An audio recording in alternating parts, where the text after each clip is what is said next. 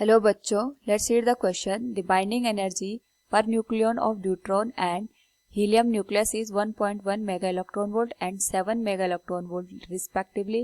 If two deuteron nuclei react to form a single helium nucleus, then energy released is. Here we have four options. Now first of all we will discuss here the key concept, which is binding energy of nucleon.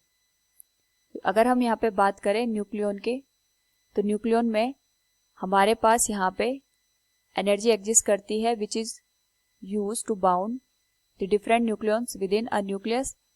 Particular case में अगर हम यहाँ पे देखें तो binding energy of per nucleon of deuteron हमें दे रखा है 1.1 मेगा इलेक्ट्रॉन वोल्ट. तो we can write this binding energy of per nucleon for deuteron is 1.1 mega electron volt. Similarly अगर हम बात करें binding energy for helium, it is 7 mega electron volt.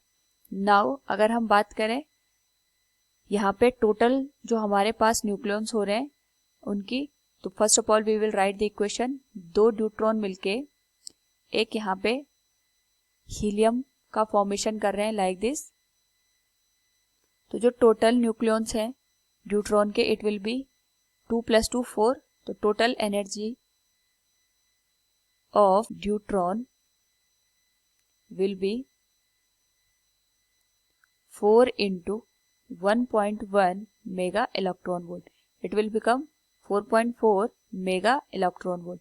Similarly अगर हम बात करें यहाँ पे टोटल एनर्जी ऑफ हीलियम, तो हमारे पास ये एनर्जी हो जाएगी 7 इंटू टोटल न्यूक्लियंस 4 हैं, मल्टीप्लाई हो जाएगा 4 से, it will become 28 mega electron volt. Now अगर हम यहाँ पे देखें जो एनर्जी रिलीज्ड होगी इस पर्टिकुलर केस में, that will be the difference of the energies in this to reactants and product. तो यहाँ पे अगर हम देखें energy released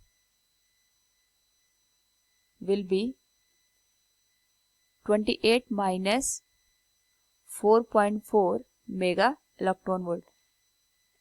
Now we can say here 23.6 mega electron volt. 23.6 mega electron volt energy release हो रही है इस particular reaction में. So we can say here option A will be the correct answer. Hope all you understood it. Thank you and best of luck.